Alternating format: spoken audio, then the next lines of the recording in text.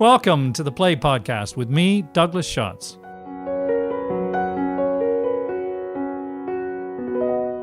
Hello, and welcome to episode 10 of the Play Podcast, where we explore the greatest new and classic plays. I'm Douglas Schatz, founder and host of the Play Podcast. As the curtain rises today, the music of Elgar's The Spirit of England for the Fallen fills the theatre. An army captain walks onto an empty patch of earth in his garden. It reminds him of the battlefield. He looks around, takes a drink from his canteen. He is alone. He crouches down, takes a handful of soil, and lets it run through his fingers. Blackout. The music continues. This place that the captain comes home to after the First World War is where he will create a garden of stirring beauty and national importance, which he names Albion. The play that we're about to see actually takes place nearly 100 years later on this same plot of land, though the garden the captain has created has all but disappeared. A new owner has arrived with a vision to restore the garden to its original glory. It is, of course, no accident that the garden and the play by Mike Bartlett are entitled Albion, the ancient Celtic name for the island of Great Britain that has also been used for centuries as a poetic reference to this land. The play Albion first premiered in 2017 at the Almeida Theatre in London in a production directed by Rupert Gould, and was revived at the same theatre in February 2020, finishing its run only a couple of weeks before the lights went out in the theatres all over the country. Happily, the Almeida production will be broadcast as part of the BBC Culture in Quarantine programme later this year. Many listeners will know playwright Mike Bartlett from an award-winning canon of plays, such as Earthquakes in London, Contractions, Cock, Bull, Game, Love, Love, Love, Snowflake, and King Charles III, which premiered at the Almeida and transferred to the West End and Broadway, winning an Olivier Award for Best New Play. Other listeners will know Mike's work from his hugely successful original TV screenplays for The Town and Dr. Foster, as well as his BBC adaptation of King Charles III. Joining me via three-way video link to explore our play today are two actors who played the leading roles in both runs of Albion at the Almeida. Victoria Hamilton, whose wonderful performance as Audrey earned her the Best Actress Award at the 2018 Critics' Circle Awards, and Nicholas Rowe, who complimented Victoria beautifully, playing her, I want to say, long-suffering husband, Paul. But we'll come to that. I'm honored to have two such distinguished guests with me on the podcast. Welcome to you both. I now must do a proper introduction to you, however. Victoria Hamilton trained at LAMDA before she launched her award-winning career in Ibsen's The Master Builder at the Haymarket Theatre in the West End, which won her the London Critics' Circle Theatre Award for Most Promising Newcomer. She went on to play Sheila in the West End run of A Day in the Death of Joe Egg, which transferred to Broadway and for which she received a nomination on her debut for Best Actress at the Tony Awards.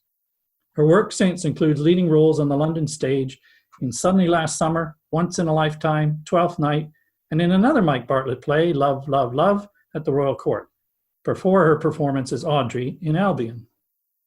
Victoria's film credits include Mansfield Park, Before You Go, Scoop, and French Film.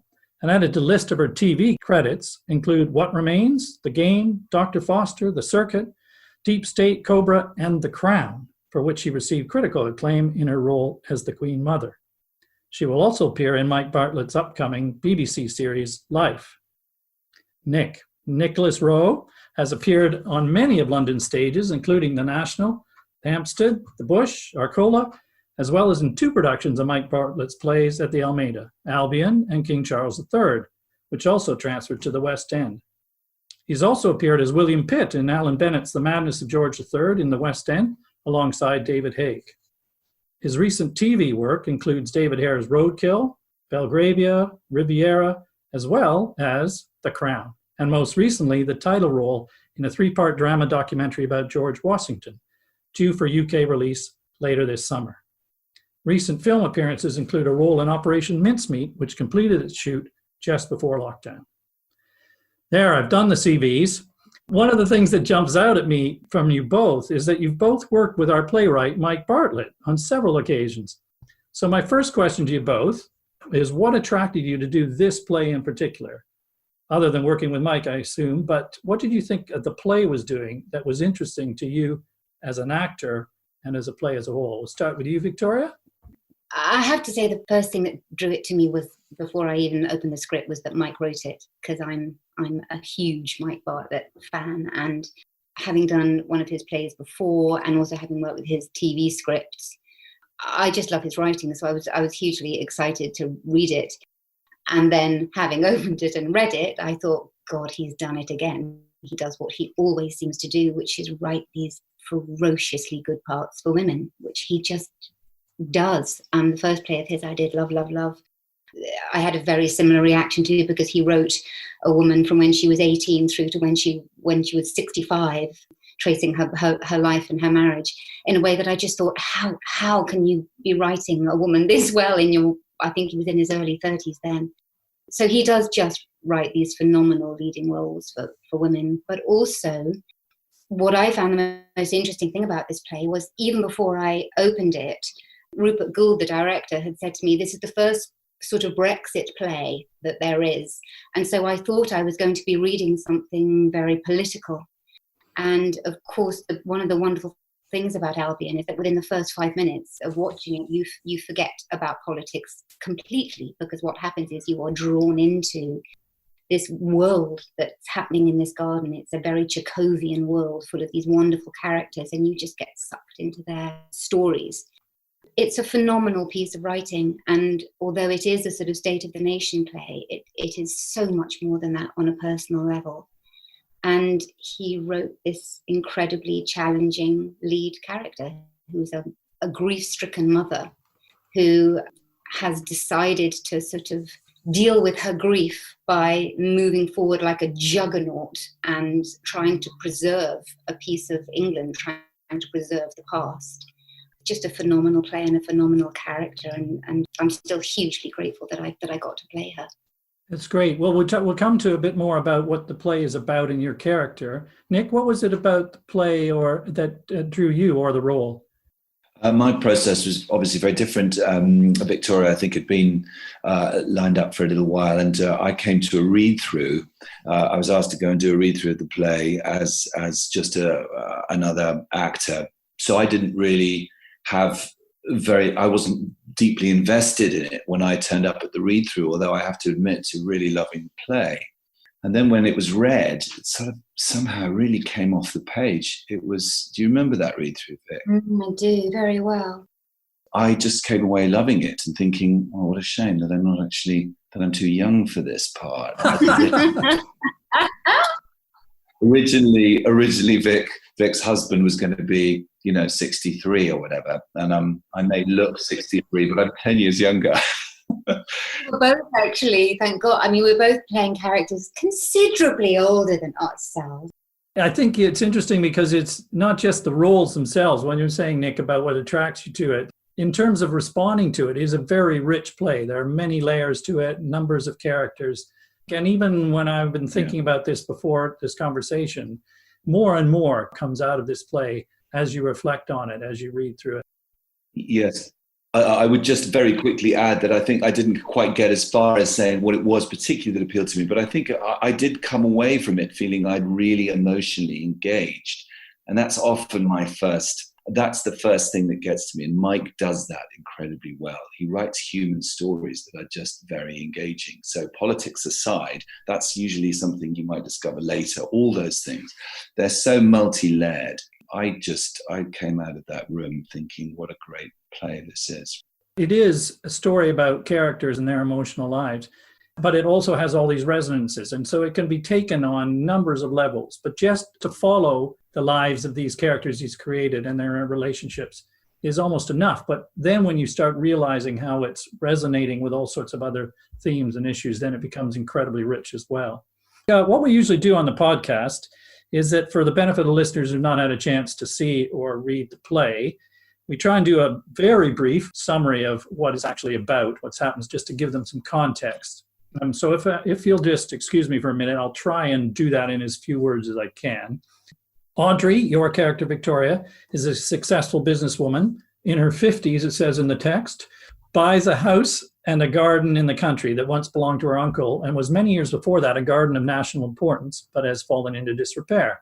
She's decided to move from London to the country and to set about fully restoring this garden. The description of the garden that we're given as comprising a series of distinct rooms, of course, brings to mind such places as Sissinghurst in Kent and Hidcote in the Cotswolds. And I believe, in fact, Mike Bartlett has said that he was inspired by the real story of how Hidcote was created by Lawrence Johnson in the first part of the 20th century. Lawrence had also been a soldier serving in the First World War. So that's echoes in the play itself. Audrey is married to Paul, that's you, Nick, who is slightly older, it says in his 60s. He is her second husband, she having been widowed. She's also grieving, as you said, Victoria, in fact, for the death of her son, James, who was a captain in the army and was killed by a roadside bomb 2 years previously. Audrey also has a daughter, Zara, who's in her early 20s, who's not happy at being forced to move to the country. She's been working and interning in publishing and enjoying a privileged life in the city. And she's uncertain a bit about what her purpose will be in life. She has some ideas she wants to be a writer, but moving to the country was not part of the plan. Audrey also has a lifelong school friend, Catherine, but whom she doesn't actually see very often. Catherine is a successful novelist and lives a rather bohemian existence, unmarried, traveling, living abroad, unlike Audrey, never putting down roots or having a family or property. We also learn that she might have fancied Audrey back in the day when they were students together. James, Audrey's son, has a surviving partner, who is Anna, who is now a regular visitor to the house, and she's finding it difficult to move past her grief and feels compelled to keep visiting Audrey and the house because Anna has a need to stay in touch with her previous partner. In fact, the reason that she keeps coming is that they have not yet scattered James's ashes anywhere in particular. And so Anna has a vested interest in staying close to the family because she would like to be part of that process. In fact, we discover that Audrey has actually scattered the ashes in the new garden here without consulting anyone else. Audrey's plan to restore the garden does not in the main meet with approval by local residents of the village either, who've been accustomed to using the property for the annual fete, for example. And Audrey does not want to open the village up to all and sundry. There are also a number of ancillary characters, like you mentioned, Victoria and Chekhov. There are servants that help maintain the house and garden, and neighbors. And this is very much in the Chekhovian mode. The setting, the form of the play, the subject of the play echo the style of Chekhov. It's set essentially in a country estate with an ensemble cast. And I wondered, coming back to this, whether Mike or anyone in the process here alluded to the influence of Chekhov.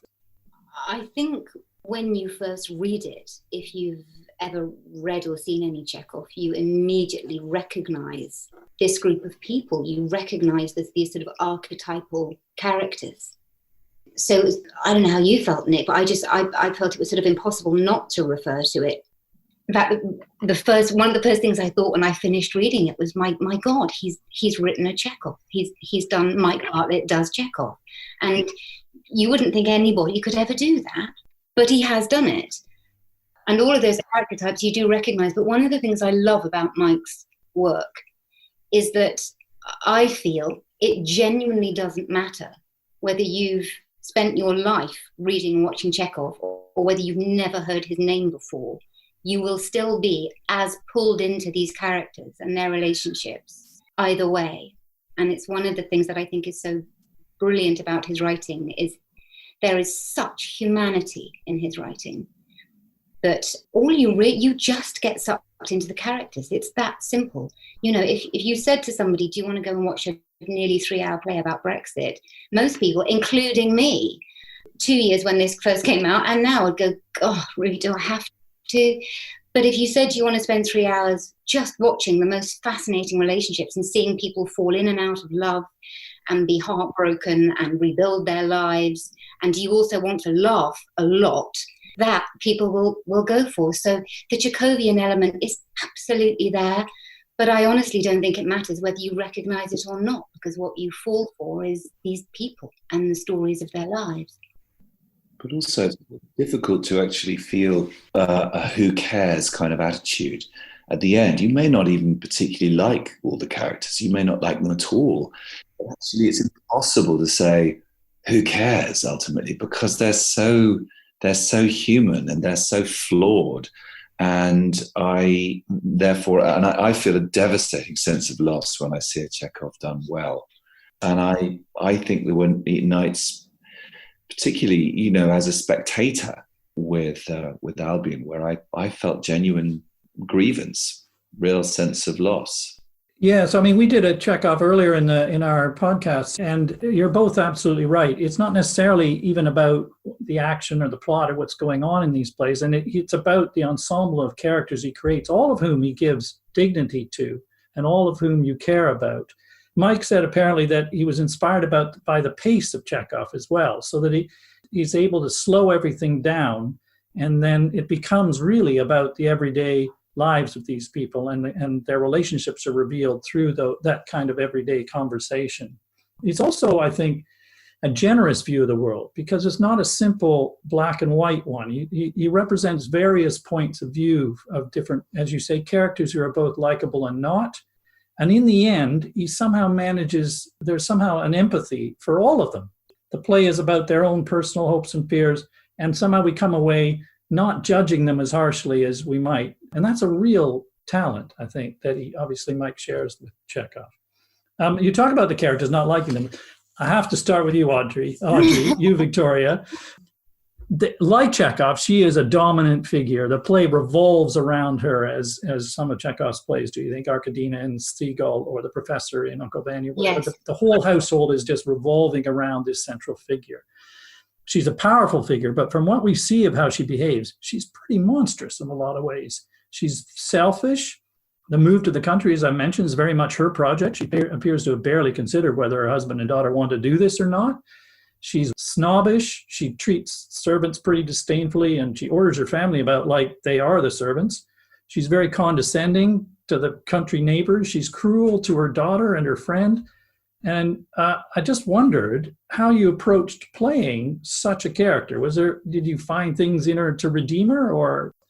I think she certainly is all of those things. But as you say, one of the wonderful things about the way Mike writes is he uses something that is actually a very Chekhovian kind of vehicle, which is just at the point where you think, my God, did this person have any redeeming features?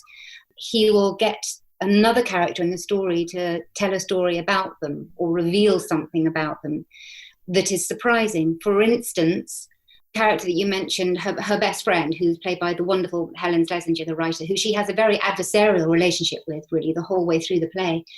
But it was Helen's character that actually sits the daughter down and says, actually, what you don't know about this woman is the reason she started up a business on her own was to support you and James after your father died. She had no other choice. It's all about you and James to her. She also says she's actually never done anything for herself. This garden might be the first thing. And Audrey says as much.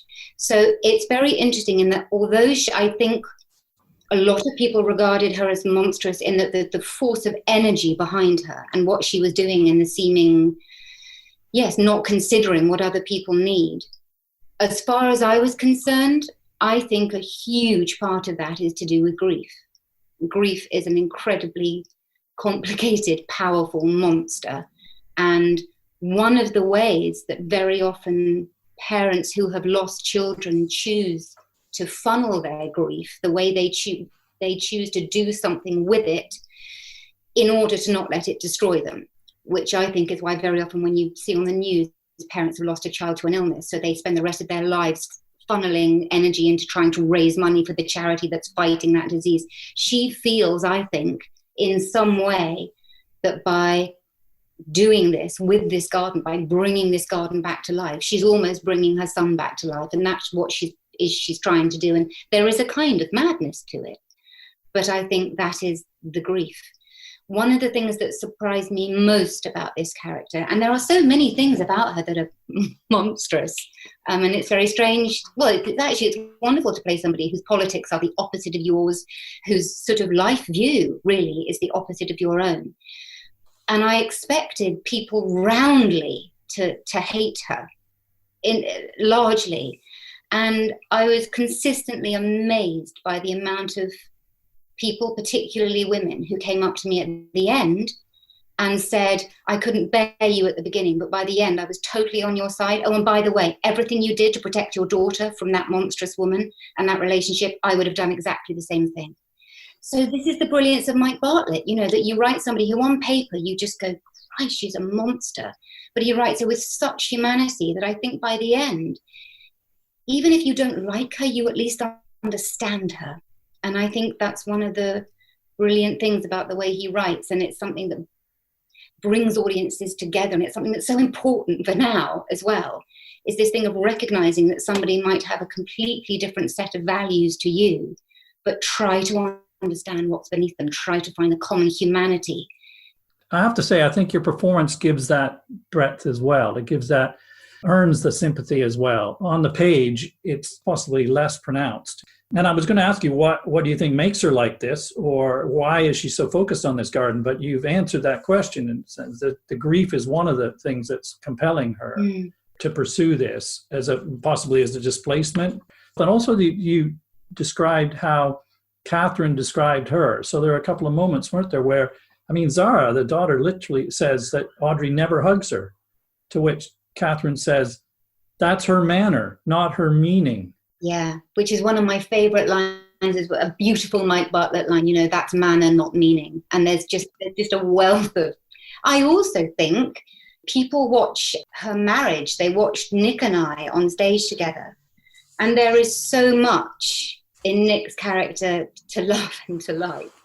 And an extraordinary reserve of love and sort of this long suffering way that he deals with her. And an awful lot of people said to me afterwards that a lot of the decisions you come to about her are shaped by the fact that she's loved by this man. And if he feels that about her, then there must be something there that's worth loving, or at least worth investing in. That's a really clever point, because Paul is so different. And we can get Nick's help on this one, isn't it? There seems such an unlikely couple. She is so high-powered, almost neurotic. He is laconic and seemingly purposeless. And at one stage, Catherine even asks him, what does she see in you? And so I was going to say, Nick, what does she see in you? Well, to which his reply is that she's a very busy woman, and she's busy with her business. And when Nick died, she suddenly started thinking about, when she started suddenly thinking about somebody else, she thought about me, because I'm low maintenance and all those things. Now, he constantly undercuts himself, Paul, and I think to a certain extent undersells himself a little bit. But I suspect the relationship that we're left to fill in the gap quite a lot. So the relationship that we see in the play is not the foundation stone. That happened before James died, when they were living a presumably fairly separate and together lives in London. And they got on with their own thing, and they got on with stuff together, and they made each other laugh. Their lives probably weren't as stressful as they are seen to be by the end of the play. And I'm sure James's death brought about a whole new area of pain. But I think Paul's energy is quite, she needs it. She needs that kind of energy, I think, from Paul.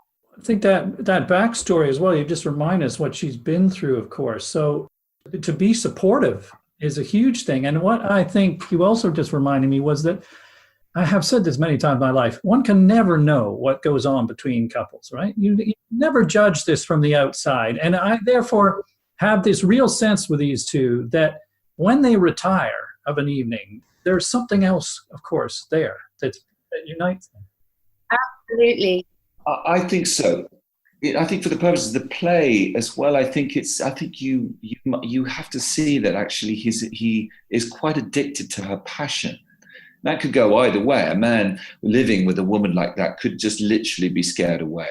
But actually, Paul, to a certain extent, is quite addicted to her. And I think when there's a feeling at the end of the first act, when she's talking about Weatherbury and the Red Garden and why it's called the Red Garden, that there is such passion there from her. And I used to stand there as Paul thinking, this is an amazing woman. Love her or loathe her, as some people in the audience will at that point. She's like a spark a sort of shooting star, crazy woman, but she's attractive for all that. And we had an exercise early rehearsal when we used to write emails. We were asked to, Rupert had the rather nice idea of getting us as characters to write emails in character to whoever it was. We'd have each other's addresses on a separate account. We'd write as characters. We flicked one or two emails to each other, and that felt very genuine. It was a useful tool when I was slightly floundering around thinking, why do I love this woman? I think it's a very interesting thing that there are several very climactic points in the play, but there is one huge showdown between Audrey and Catherine, her best friend, when Catherine has pursued and is now involved in a sexual relationship with Audrey's daughter. And Audrey, as a result, hasn't seen her daughter for months. And Audrey feels that through her experience of Catherine, her knowledge of her, this woman who is an author, but essentially has never managed to hold a relationship together and spends her life in, I think, what Audrey regards as a rather narcissistic way, wandering the globe and writing novels, but not being responsible to anybody ever. And is also the kind of character who burns people up quite quickly, I think. And she is obsessed with getting her daughter away from this woman. And there is this enormous, awful showdown where you essentially watch two best friends kind of destroy each other. And you're pretty sure after that scene that they're never going to speak to each other again, and dreadful things are said. And as Catherine leaves the stage, the next moment that you see is Paul saying to Audrey, I'm so completely in love with you. He watches this extraordinary showdown, and instead of saying, what the hell were you doing? Or, why did you say those things? Or are you all right? Or he just expresses his love for her. And I know that a lot of people in the audience found that profoundly moving, that someone could watch their partner almost at their worst, at their most monstrous, and in that moment express nothing but love and support. Yes, it was a shocking moment in numbers of ways, wasn't it? That confrontation was deeply shocking. And you were partly expecting that, is Paul going to intervene? How can he possibly just let this go? And rather than the reverse, which, as you say, he makes this declaration. Nick, what did you make of that at that moment? Because isn't there a question about, he lets a lot of this behavior just flow past in relation to other characters. And you part of you is going, are you really just going to allow something? That? I mean, in an ideal world, everybody would have a great time and they'd all be fairly happy. I think we've had a lot of situations of late by that stage in the play where things have ramped up a little bit and it's become more difficult. But I think Paul's way with her is to not confront directly, apart from in jest, with her on her own. So I think a lot of that is done sort of not in the middle of a battle. And in a quiet way off stage, yes, as we were saying about what this relationship consists of when they're at home together. Yeah, and you see a little bit of that. You see a little bit of that at the beginning of Act 3, well, sort of halfway through Act 3, when he's reasoning with her and in a way, finding his own way to try and say, look, how about we rethink this whole thing? Interesting, Victoria, you said earlier about the relationship with Zara and, of course, the fight over Zara with Catherine. There's also so much in this character and in the family about the relationships between mother and daughters and sons. And her relationship with Zara, again, is very problematic through most of the play. I mean, mostly, I couldn't at least help but feel that you are excessively controlling, that you haven't really got a right to determine all these things for your daughter. She is of an age now and isn't part of parenting to allow them to make their own mistakes and go on and live their lives. But you still feel entitled to essentially tell her what she should or shouldn't be doing. And then, ironically, though, you were just referencing that person from the audience who in the end congratulated you for how you protected her. And that was a take I really didn't see as obvious. Mike Bartlett apparently said something along these lines that, that we should give her some credit as a mother in relation to the potential threat of Catherine. Mostly you're feeling, get out of the way. But actually, was she right in doing this? And is this what's driving what appears on the surface to be not very attractive behavior in trying to control her daughter's life? I think it's very interesting, because so much of this is how you take the play and how it affects you. I lost count of the number of women, mothers, who said to me, I was absolute. In fact, I don't think a single woman who was a mother who I spoke to after the show said, I disagreed with the choices you made as far as protecting Zara from Catherine.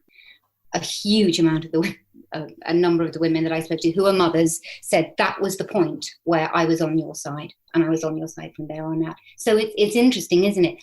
You know, of course, you can look at it as very controlling behavior, and I think a lot of people would. However, when you flip it, this is somebody who she knew intensely well, had watched fail in relationships through her entire life, had presumably watched people be damaged by relationships with her. She's also the age gap. There was a nearly 30-year age gap between her and her daughter. And if a close friend of yours came up to you and said, I want to be in a sexual relationship with one of your children, and there's a 25, 30-year age gap, if your best friend said to you, your daughter's gorgeous and I'm going to sleep with her, how would you have responded? So there is that whole element to it as well. There is a deeply difficult dynamic that your best friend suddenly wants to have sex with one of your children. It's a huge thing to take on. And I think the combination of the strangeness of that idea and the fact that she thought Catherine was a deeply dangerous personality, that she finds her hugely entertaining, she finds her intellectually very stimulating, they laugh at the same things. But when you hear about their backstory, and Catherine confesses that actually she was in love with her at one point, you start to think, did Audrey know she was? Is that what pushed her away? Why did she lose touch with her at that point? Is that when she realized how dangerous she was? You know, so I understand what you mean by people finding her actions controlling towards her daughter, but I also think there are many reasons as to why, as a mother, I can completely make sense of her acting like that. The thing I found harder in the playing of it was, why is her relationship with her daughter, before Catherine ever comes on the scene in the play, why is her relationship with her daughter so strained? And I always felt in the playing of that when Zara articulates her life, she's had a very privileged life. She's obviously been privately educated. She's then gone to a very posh university, she says, with skiing and beach holidays in between. And maybe I'm living in a bubble, at which point every night the audience roared with laughter because it's so obvious that she's living in a massively privileged bubble. I don't know whether Audrey actually came from a privilege that great. I've always had the feeling that she had to struggle for what she got. She had to struggle to set up her own business, that she didn't necessarily come from money. And I think there's a general anger towards Zara that she's just so sort of, I almost make her pay for her privilege. I make her pay for the decisions that I made, in a way. Yes, I think that's too true, isn't it? That frustration of the parent with the child who seems to be somewhat feckless and then can you really be sympathetic with their ennui when they have every privilege that they're given? But directly so as well, because when you turn to Christina and you turn to her after Christina's just left the stage and says, what a talented woman. Yeah, and that's the sort of Thatcherite element of her. She has enormous respect for people that graft, make your own way, earn your own money, don't shy from that. And I don't think that's Zara. No, one of the themes of the play is about purpose and drive or lack of it, and how we find purpose. Because as we've gone back to Paul, Nick, that he is presented as lacking in purpose and not really caring whether he has a purpose or not. And in fact, Audrey is impatient with that and actually even identifies having purpose and drive as a particularly British value. I think she goes as far as to say that, it's a Protestant work ethic thing. And Paul's Catholic. But the true Englishman or woman, if you don't have a purpose, that's tantamount to a sin. Yeah.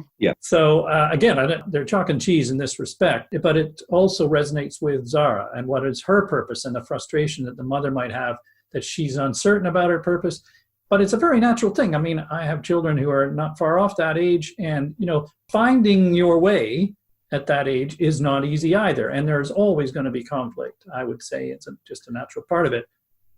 Oh, it's completely natural. What about the relationship with James then? She's in a literal, I mean, she has this almost literal fight with Catherine over her daughter, and then she has the same going on with Anna, her son's partner, some sort of fight of possession between them. Do you think she is reacting reasonably in relation to that relationship? No, I don't think there's anything reasonable about the grief you feel when you lose a child. I think it's a huge all-consuming thing, and I think it manifests itself in many, many different and very strange ways. And although she never says, I feel responsible for his death, I always felt profoundly in the playing of it that she did, that it was something that she could barely admit to herself, but it was the engine behind almost everything that she did. Anna says to her, you encouraged him to join the army. Everybody in life thought it was a crazy decision, but you said you'd be proud of him.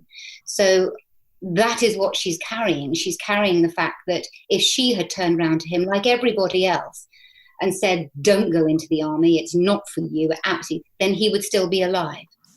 But she didn't. She encouraged it.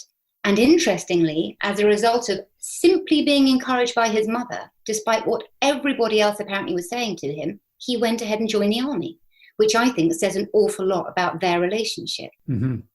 So I think, yes, hugely, I think she's carrying guilt for his death. And I think that informs enormously the relationship that she has with his girlfriend. It also informs her attitude to it that she must cling to the idea that it meant something, that he died for a purpose in service to his country. And this, of course, is another one of the themes in this very rich play. It is, of course, about the horror of that loss of a child in this very personal sense and the grief of this family. But then it's also emblematic because it talks about it in terms of nationalism and representing your country and where that leads, which is to the death of young people. And so there are several, obviously, the references to the other generations of soldiers, even the original soldier who's created the garden. And the repetition, the cycle of war repeating itself is also referenced. So all of that is in the mix in this relationship between mother and son, I think. I mean, Paul says somewhere, doesn't he, Nick, about the British making good soldiers or something, right? Yes, that's right. Maybe that's why they're traditionally such good soldiers. Something to do with their reserve, their lack of emotion or something. Is that? Oh, a lack of conscience, wasn't it? Just at the point when your conscience should kick in. Your Britishness says, no, keep calm, carry on, and kill. That's right. I was just thinking, one of my favourite lines in the play was in your moment with Catherine, one of your moments with Catherine, you say, the difference between you and me is that you don't need facts because you feel something to be true. Mm. Actually, there's a great deal of sense in that. I completely understand that. But the one thing where you do lose your reason is to do with grief and to do with James. And there's a degree of hypocrisy there, that you can't actually let go of the garden. And you also don't want to know the facts of his death. And you also want to believe that he died for a purpose. And Anna contradicts that. Completely, and tells her the truth. And I think it's one of the horrible things about grief is very often, you tell yourself what you need to tell yourself in order to keep going, in order not to just give up and take your own life, but which I really think would be the option for her if she actually decided to tell herself at the front of her head, it was all your fault. He is dead because of you. His death was meaningless. That war was meaningless. Everybody that says that conflict was meaningless is right. She would have absolutely no reason to carry on. So I think she has to tell herself that he died for a purpose and that it's heroic what he did and that he represents everything that is great about Britishness. But that's the point as well, is it's aligned with these other values that she's trying to hold on to as well. So it's somehow, if she gives up that one, it's connected to all sorts of other things about what it means to be British. I mean, military success history is part of the British identity, clearly, and that kind of nationalism is part of it. And she obviously exhibits, as you said at the beginning, all sorts of political views. And she's further right than right. Exactly. So let's see, where should we get to? Catherine, the friend. Also, it was a fight over the daughter, but I was interested in what you thought it was about, what it said about friendship. How is it that these two were friends over this long a period when they seem to be, firstly, they know not that much about each other. Audrey knows very little about Catherine's own life. She didn't even know how successful a writer she was, let alone, as she says at some point, whether she has children and what lovers she's had, where she's been. So what sort of friendship is that? And why does it sustain? I think they had an extremely strong connection when they were at university. It certainly becomes obvious that Catherine was actually in love with Audrey at one point. Yeah. And you have to, we all have to do this occasionally. We all have to look at the people that we turned into now and compare it to our 20-year-old selves.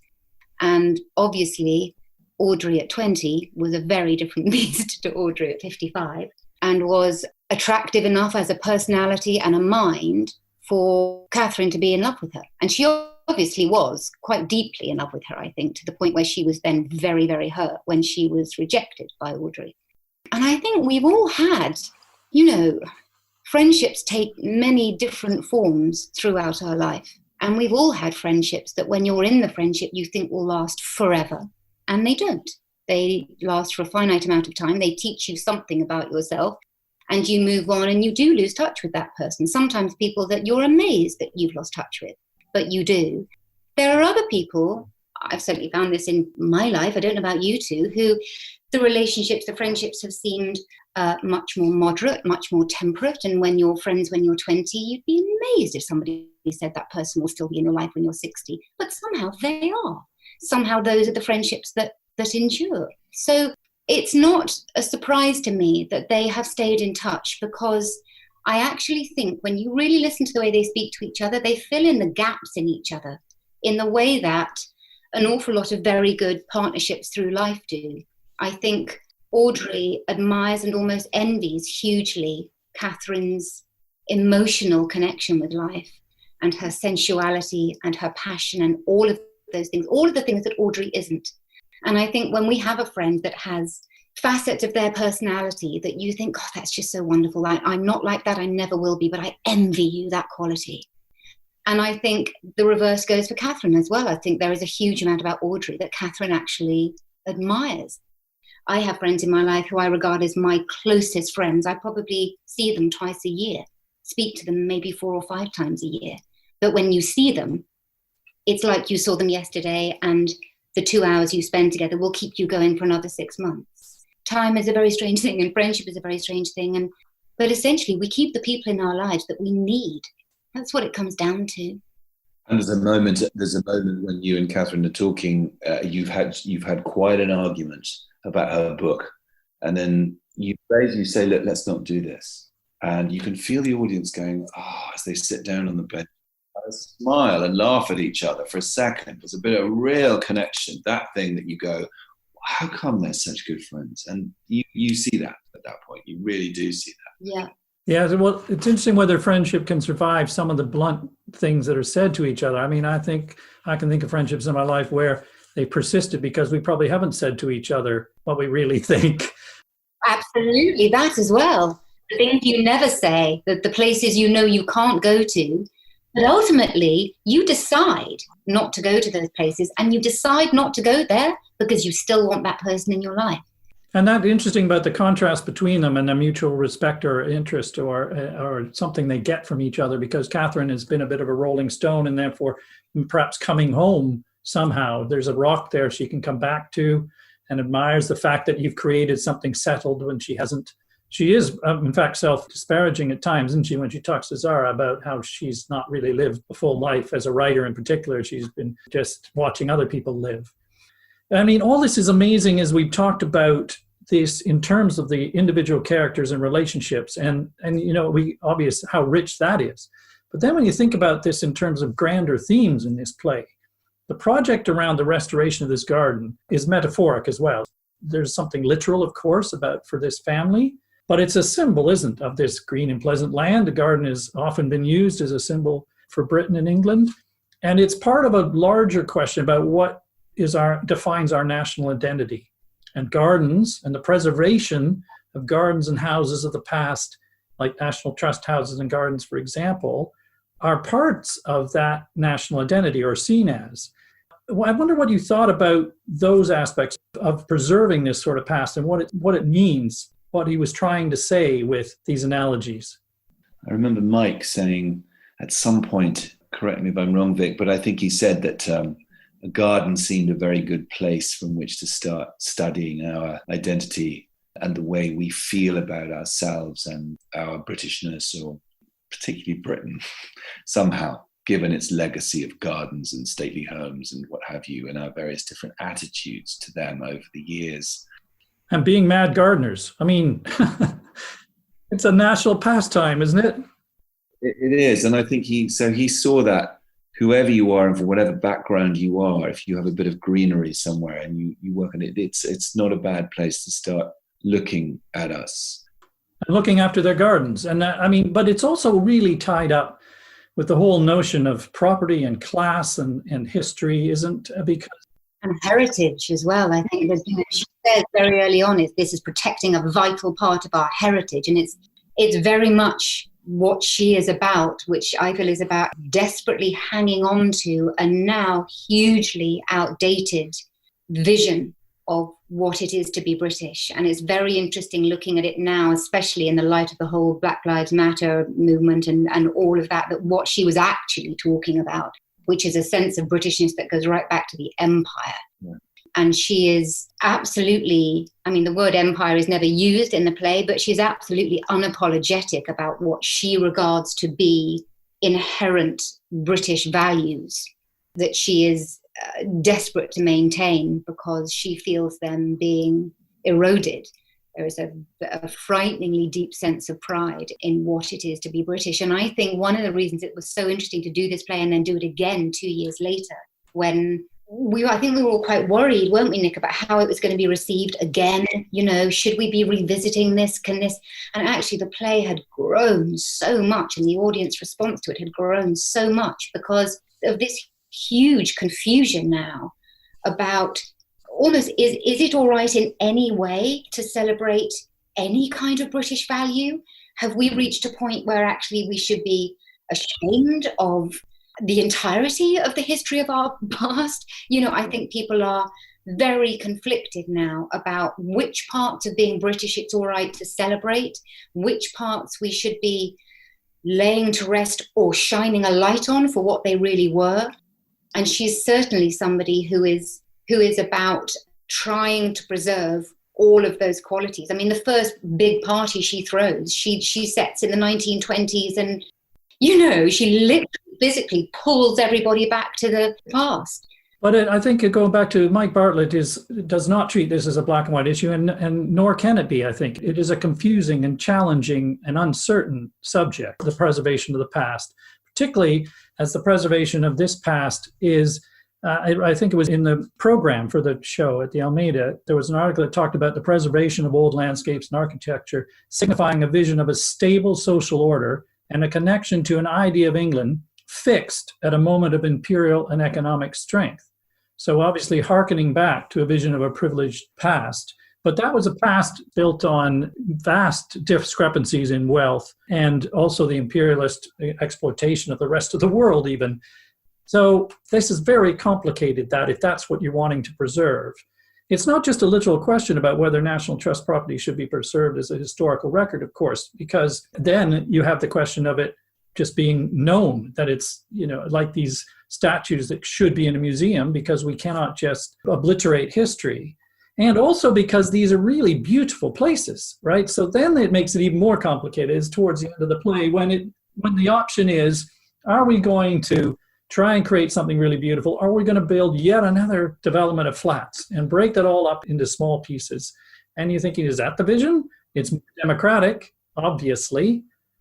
That is the vision that she is obsessed with, and it becomes even more complicated when you realize she's not just talking about physical things to be preserved, gardens, houses, the structures of society, but she's also talking about British values. She would say that the British character of diligence and humility and, being stoic, all of those things.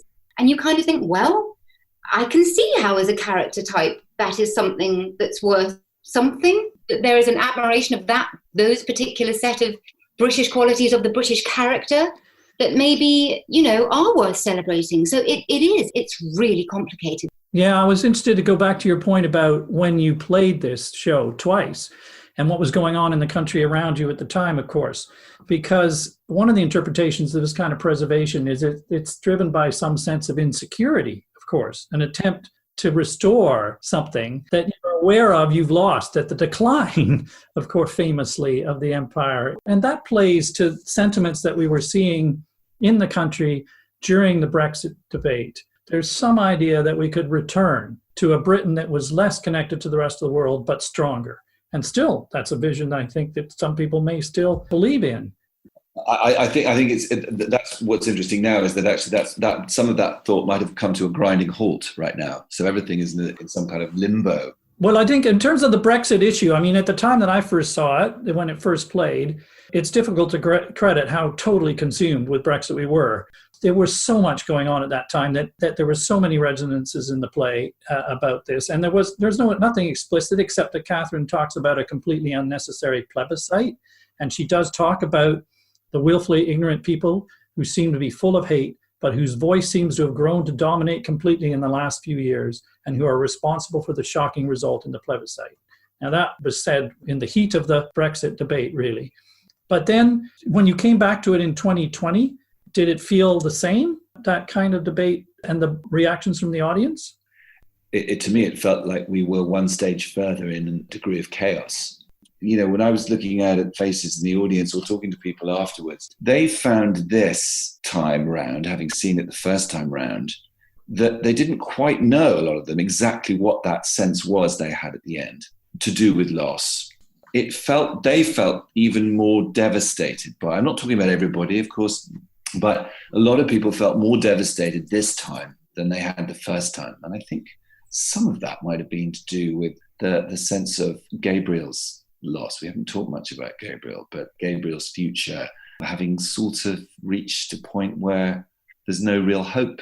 And that seemed more devastating this time, I think, possibly because of the political climate. Gabriel is the young neighbor who has an idea initially that he'd like to be a writer, but he basically doesn't have enough confidence. He can't afford to ultimately, and ends up working in a Costa or something, and thinks that his whole future is to be a manager of a Costa.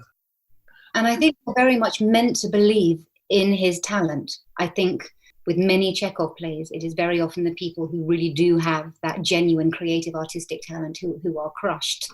And the people that don't have it, that, I don't know, seem to sort of achieve more than them. And I think there's a reason that Mike gave the character Anna, she says at one point about his writing, she says to Zara, "Have you read it? It's brilliant."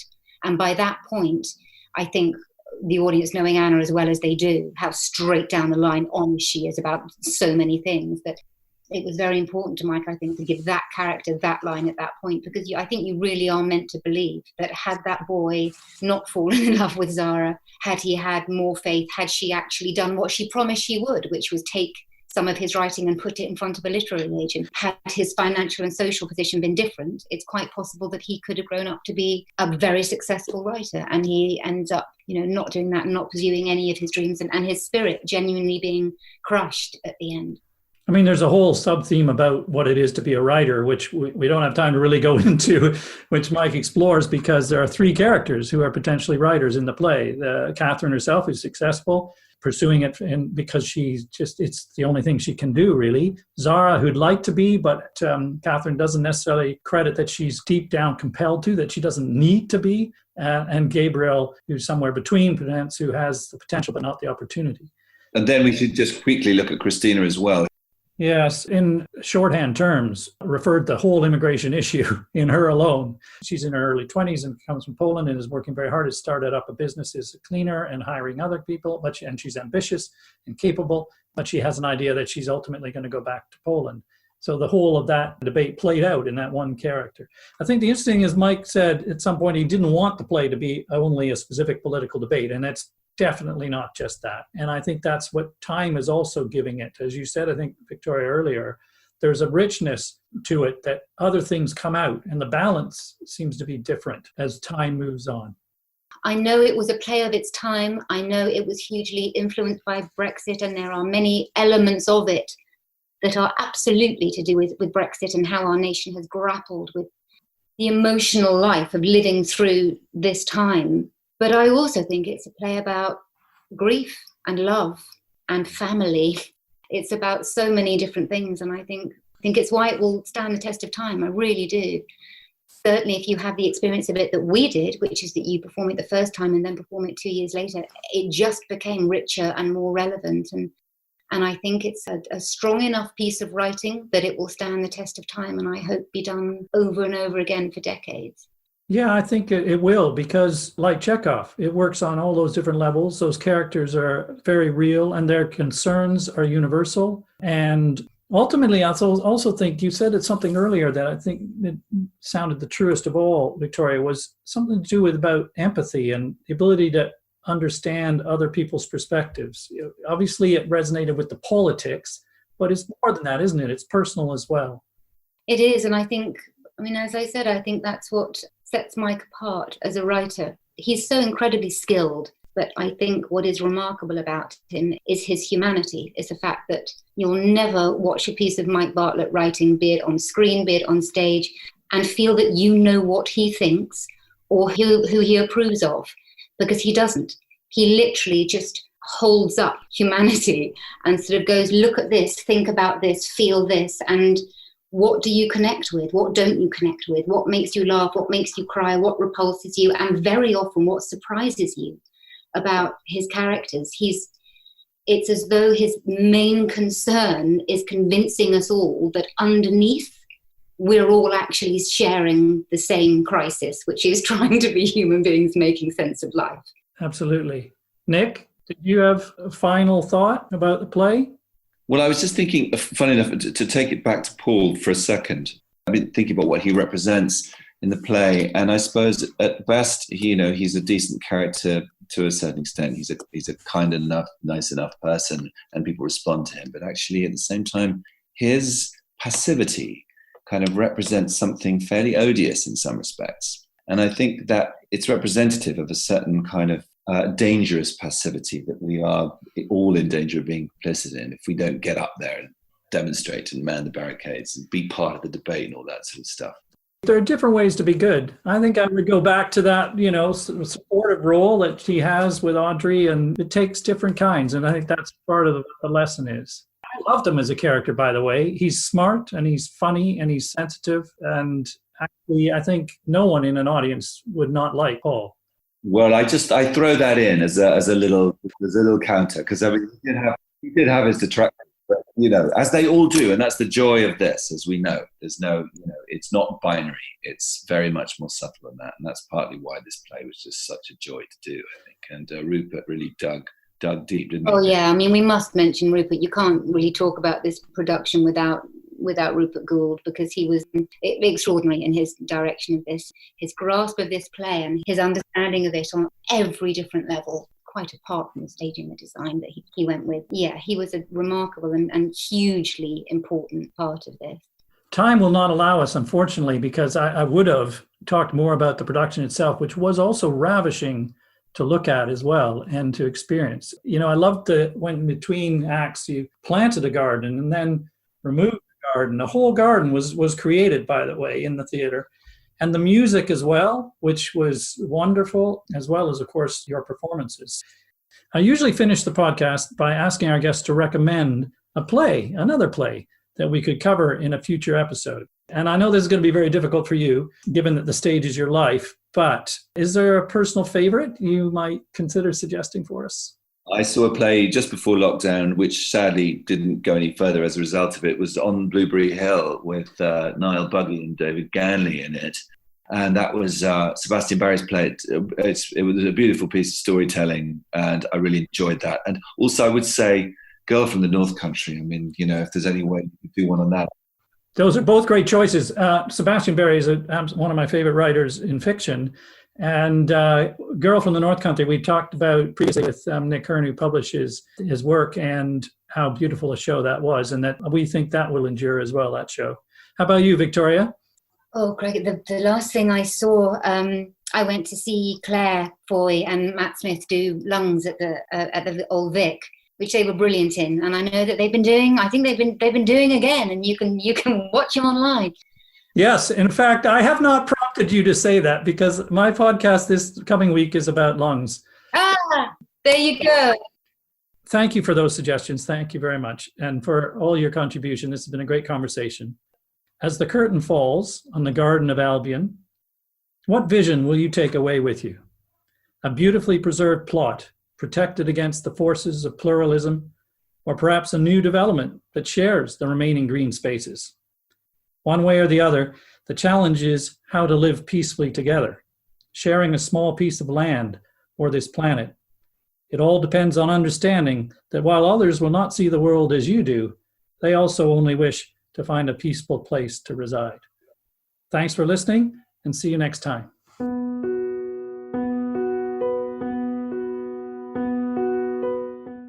Thanks for listening. To listen to other episodes, to find out news about future episodes, or to leave comments about what you've heard, please visit us at www.theplaypodcast.com. You can also follow us on Facebook or on Twitter at theplaypod. You're also welcome to email plays@theplaypodcast.com to suggest plays that we could talk about in future episodes. You can also register your suggestion on the website. Thanks again, and see you next time.